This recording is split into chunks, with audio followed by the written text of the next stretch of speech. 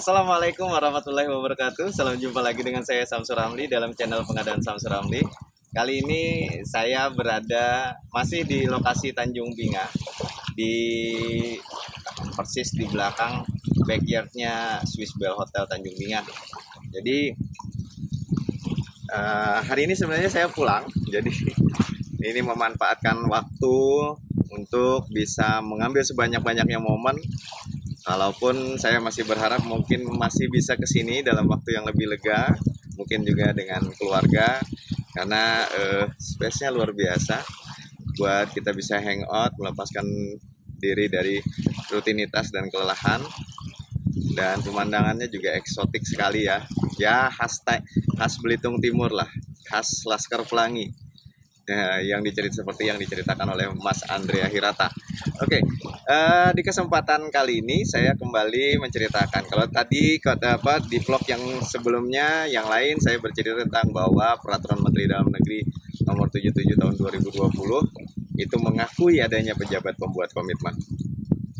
Maka dengan itu, maka diskusi kita arahkan lagi kepada diskusi tentang apakah boleh penandatanganan kontrak itu dilakukan oleh pejabat pembuat komitmen di daerah.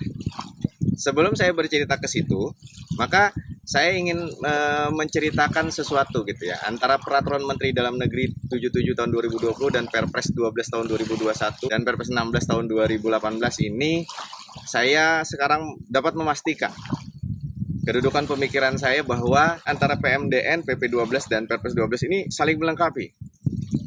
Kenapa? Apa buktinya saling melengkapi?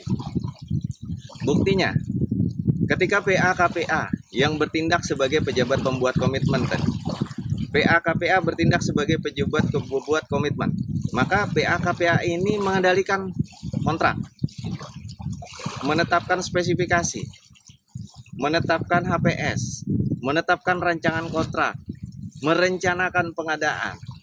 Itu dengan tata cara yang seperti apa dari sisi pengadaan. Maka pengguna anggaran tidak bisa menggunakan PMDN 77 tahun 2020 karena di PMDN 77 tahun 2020 tidak disebutkan tata cara menyusun spesifikasi, tidak disebutkan tata cara menyusun rancangan kontrak. Secara jelasnya di dalam PMDN 77 tidak disebutkan misalkan kontrak itu kontrak lumsum, kontrak itu kontrak harga satuan seperti apa, kontrak lumsum seperti apa. Dijelaskannya di mana? Di Perpres 16 tahun 2018. Jadi, kalau PMDN 77 tahun 2020 tidak memiliki Perpres 16 tahun 2018, maka yakin saya pengguna anggaran itu tidak memiliki referensi bagaimana caranya mereka berkontrak. Even mereka menjadi PPK. Gitu. Nah, yang disebut menjadi PPK itu apa? Dijelaskan di dalam Perpres. Jadi, ketika PA bertindak sebagai PPK, maka dia mengambil pasal-pasal yang ada di dalam Perpres 16 tahun 2018. Nah, kemudian kenapa PA itu ada juga di PMDN, ada juga di pengadaan barang jasa? Karena kewenangan PA itu terkait dua hal yang paling penting dan paling utama. Yang paling penting apa? Paling penting adalah mengambil dan memutuskan tindakan yang mengakibatkan pembebanan belanja daerah. Apa itu yang mengambilan tindakan itu, mengambil keputusan? Ya tadi misalkan anggaran sudah ditetapkan, outputnya ditetapkan, itu keputusan. Nah sekarang langkah-langkah untuk mendapatkan barang jasa itu adalah tindakan. Di dalam melakukan tindakan, setiap tindakan dalam setiap tahap itu ada pengambilan keputusan. Nah jadi kita harus lihat ruang lingkup besarnya, bahwa memutuskan di mana, bertindak di mana, dan memutuskan di dalam tindakan itu seperti apa. Nah, atas dasar itu kemudian yang kedua, selain juga mengambil keputusan untuk melakukan tindakan yang mengakibatkan pembebanan belanja daerah, yang kedua disebutkan adalah melakukan perikatan. Melaksanakan perikatan. Setiap perjanjian pasti ada perikatan. Tapi kalau yang disebut perikatan, apakah pasti perjanjian? Lebih luas dari itu. Lebih luas dari itu yang namanya perikatan. refer saja nanti kepada artikel-artikel yang ada di Google lah istilahnya. Saya juga bukan ahli hukum, tapi saya membaca di KUHP Perdata, kalau nggak salah pasal 1320 kalau tidak salah ya. Itu ada syarat keabsahan berkontrak, ada 4. Di keempat itu tidak ada perjanjian itu dianggap tidak sah ketika tidak ada tanda tangan kontraknya. Jadi tidak setiap perikatan, tidak setiap janji itu harus dalam bentuk tertulis. Lisan juga boleh. Artinya di sini ada 3 hal yang perlu kita berikat, berjanji, dan berkontrak. Perjanjian secara lisan tidak ada kontraknya. Tetapi ketika disebut kontrak, maka perjanjian tertulis. Nah sekarang, berikat janji, itu kewenangan siapa? Berikat janji itu miliknya PA-KPA. Dan itu tegas sekali di PMDN 77 tahun 2020. Bahwa PA bertindak sebagai PPK dalam hal melakukan perikatan, dalam hal melakukan perjanjian. PA-KPA bertindak sebagai PPK. Nah, berarti ketika PA bertanda tangan kontrak, maka dialah yang melaksanakan tugas-tugas PPK. Atau ketika PA tidak bertanda tangan kontrak tapi dia berjanji, maka dia melakukan tugas-tugas PPK. Jadi kedudukannya jelas. PA-KPA tidak dapat dipisahkan dari tindakan pembuatan komitmen. Karena sudah tegas, ke-PPK-an melekat kepada PA-KPA. Tidak bisa dipisahkan. Jadi kalau misalkan Bapak-Bapak Ibu sekalian, kawan-kawan semua bertanya kepada teman-teman Kemendagri, apakah betul tindakan PPK, tugas-tugas PPK itu melekat atau kewenangan berjanji, kewenangan melakukan perikatan perjanjian itu melekat kepada PA-KPA? Iya. Ini tidak bisa dipisahkan.